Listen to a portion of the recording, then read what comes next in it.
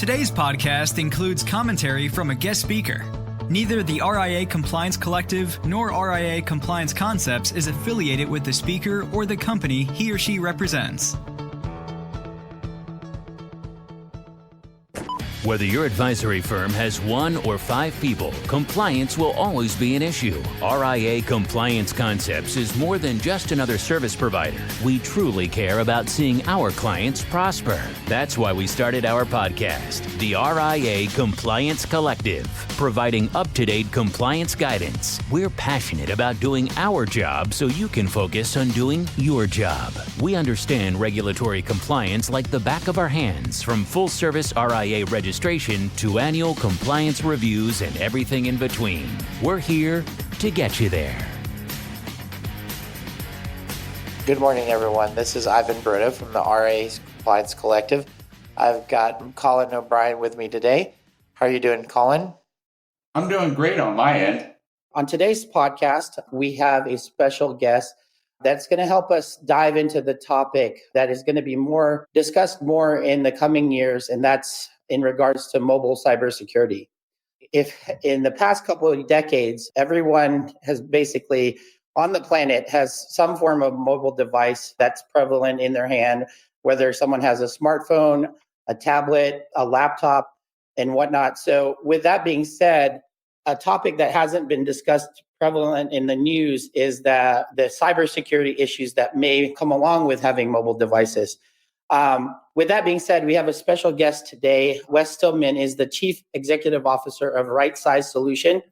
After 30 years of managing technology at high-level positions, Wes began RightSize Solutions in 2002 because RIAs needed a technology partner who really understood their needs.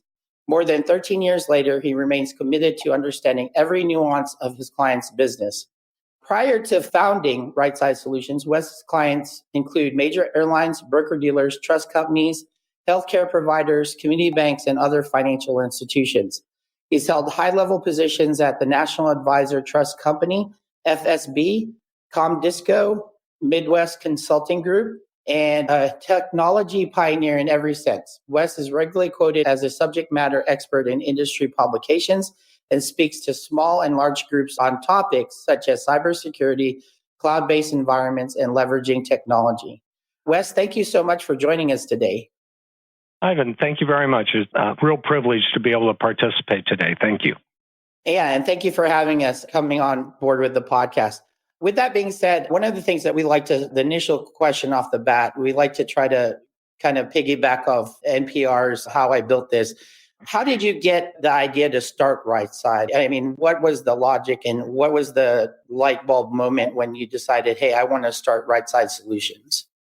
You know, I've worked my entire career in large companies, large IT organizations, and it struck me like a lightning bolt that these large companies had a very distinct advantage over small and medium-sized companies with their technology teams, in that they not only were able to assemble highly technical and skilled technology experts, but those experts also knew and understood everything there was to know about the business and the industry.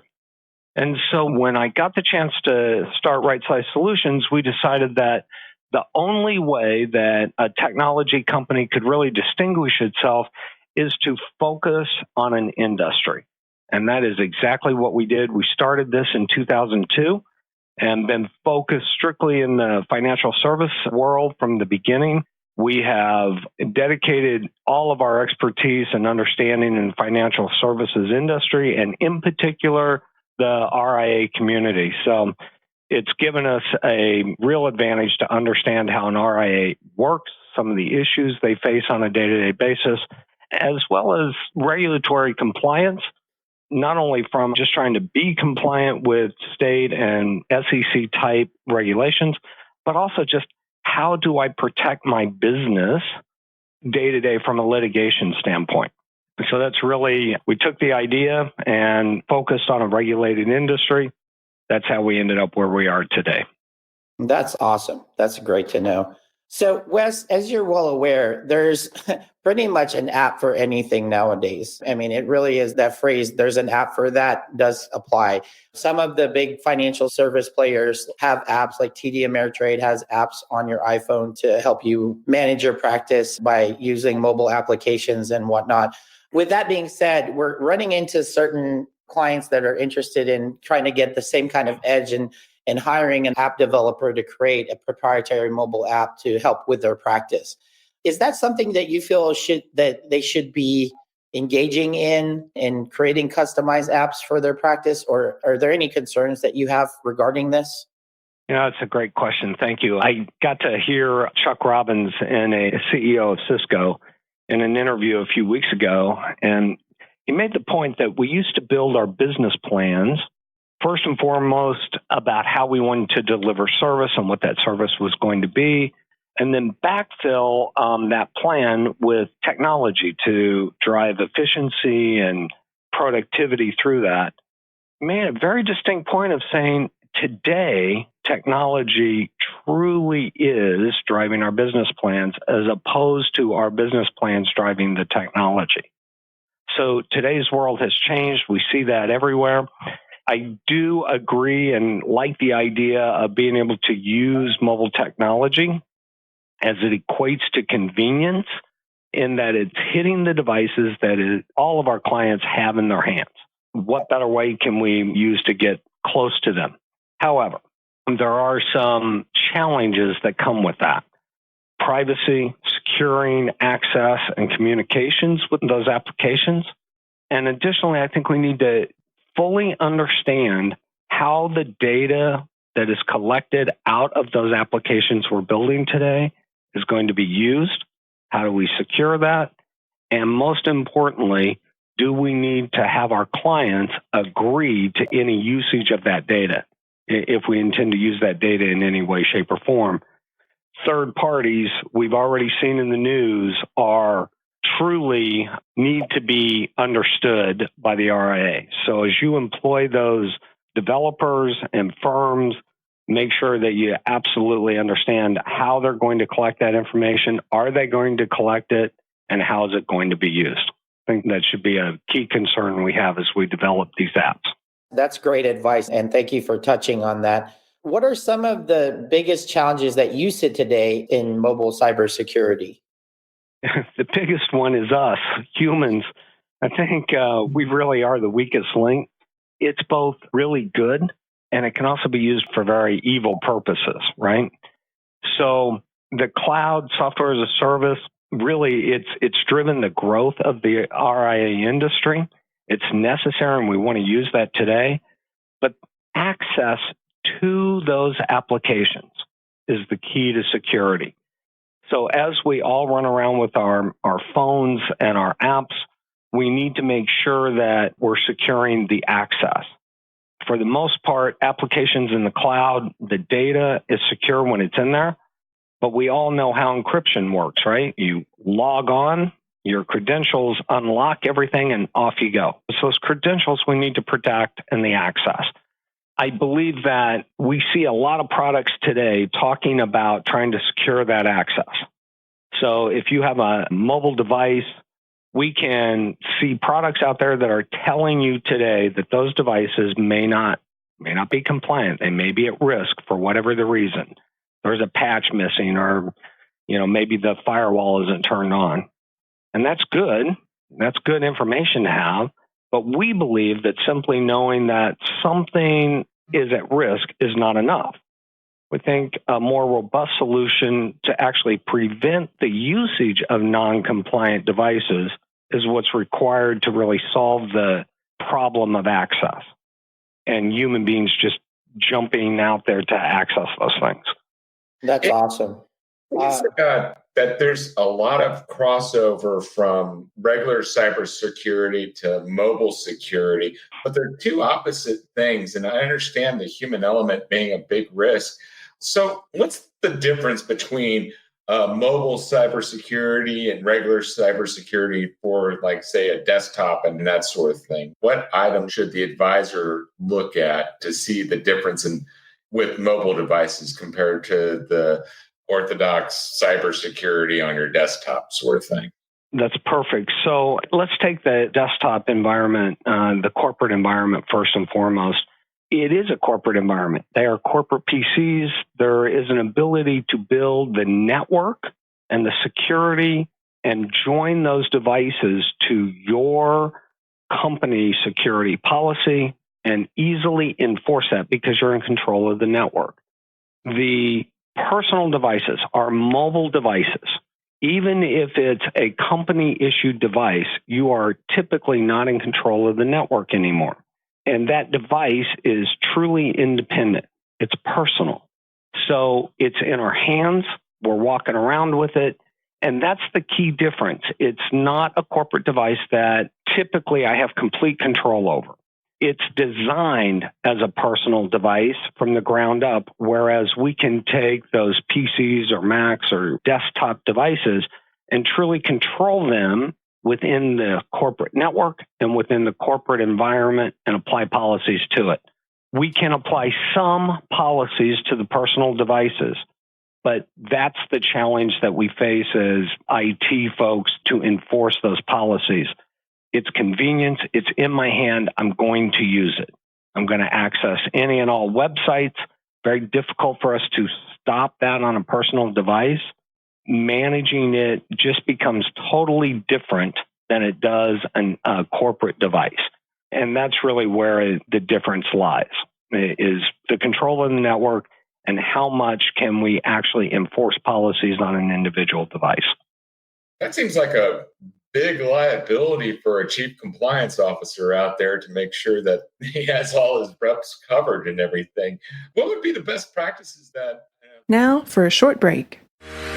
RightSize Solutions, technology that empowers better business. To learn more about RightSize Solutions, visit www.rightsize-solutions.com.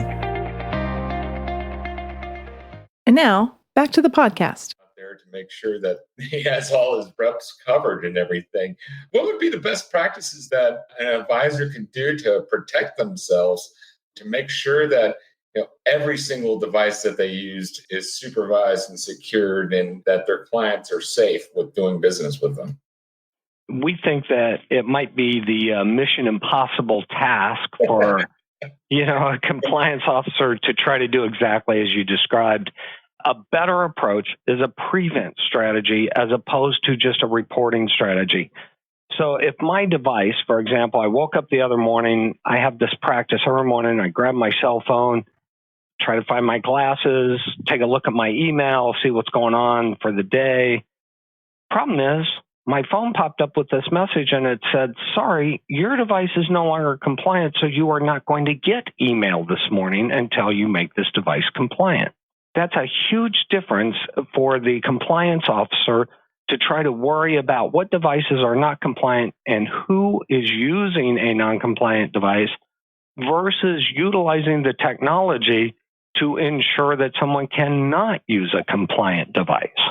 And that's really the best approach, best advice we can offer not only the compliance officer, but the technology team. Make sure that you're really managing and monitoring to exceptions as opposed to trying to manage all those issues as the general rule. So that would be the first thing we would suggest. As far as devices go, we strongly recommend do not run your devices as an administrator.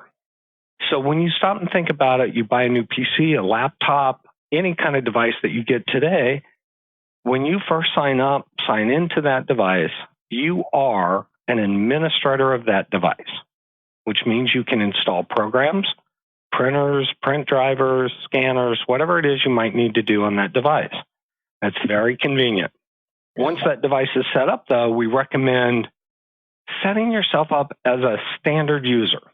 And again, we do this more from a corporate standpoint or a corporate mentality, saying, look, if you have a device today, you're not going to get to be an administrator on it. You will have an administrator sign in and credentials that you can use to update programs or add things as you need them. But in general, if you run as a non-administrator, the bad guys cannot install malware or virus. And so you're minimizing the risk of what could be done on that device. So it won't spread through the rest of the network or what have you, correct? Well, not only not spread through it, it can't even get on the device to get started because it has no rights. You have no rights to actually install that software. So there's that aspect of it. There's three parts that we think. One, don't run as an administrator. Two, we believe it's terribly important for you to know your risk for your business. We know for a fact the SEC and states are not looking for generic policies or risk assessments.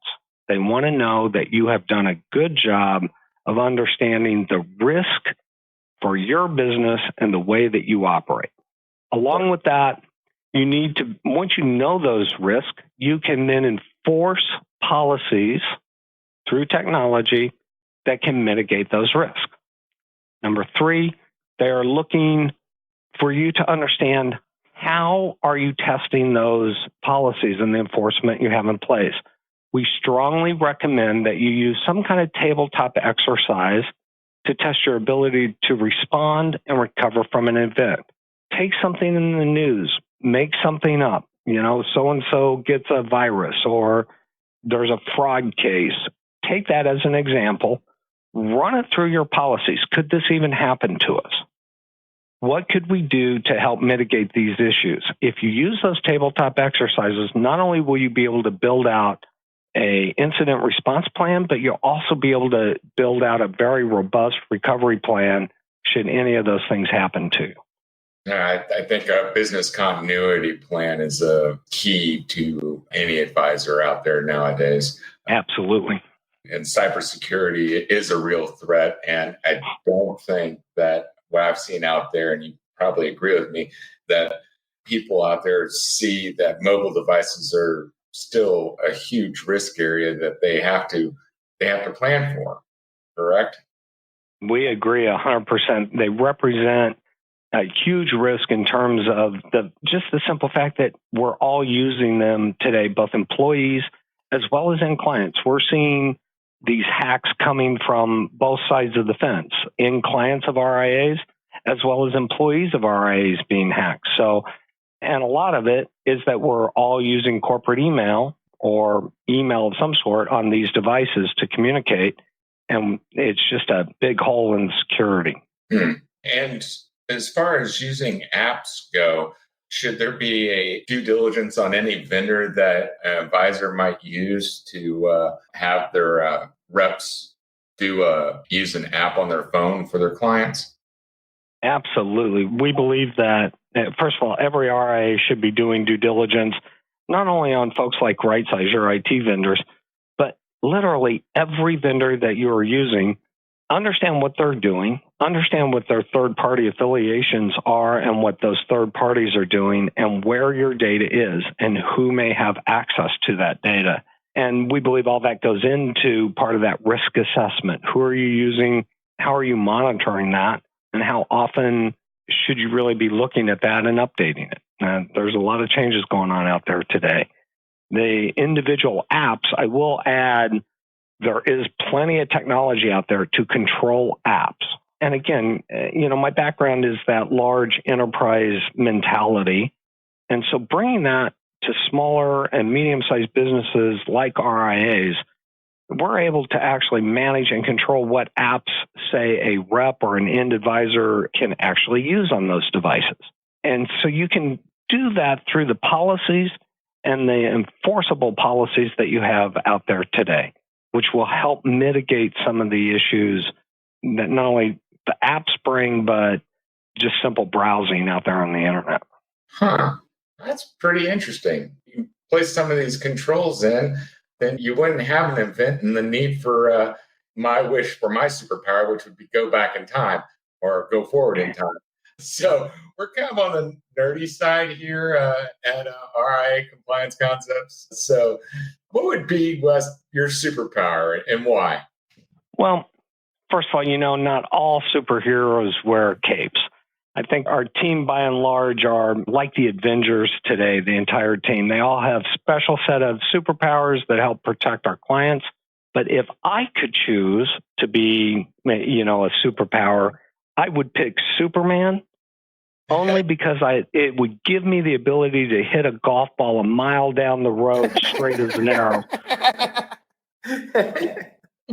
That's awesome. That's similar to Wes. That's similar to what I selected when they asked me that question. I wanted to be greedy and have all the superpowers, X-ray vision, laser eyes, and all that stuff. So we're on the same page on that. Also, like out of curiosity, I don't know if were you able to see Avengers Endgame that came out this weekend? Is that something that you got a ticket to watch this weekend? No, I don't, but I can tell you what, all of our younger guys on the team all are trying to get tickets right now. I can guarantee that. Yeah. They love the Avengers. Yeah. Well, no, it's breaking box office records. I think it's like they're projecting it's going to eclipse like $2 billion or something crazy. It's just ridiculous. They were breaking records within hours of the thing coming out. Even IMAX breaking records. So incredible. Yeah. Awesome.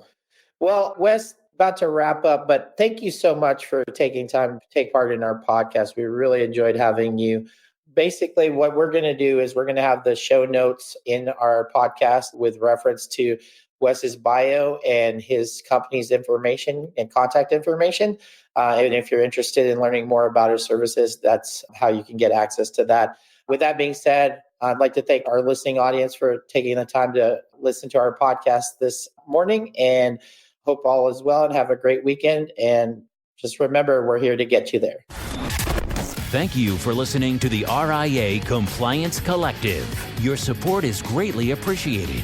If you want to experience the RIA Compliance Concepts difference yourself, visit RIACC.io. From mock audits to customized compliance procedures, ongoing compliance assistance, and beyond. We're here for you always. Keep listening to discover more on how you can keep your advisory firm compliant so you can focus on achieving your goals. RIA Compliance Concepts. We're here to get you there.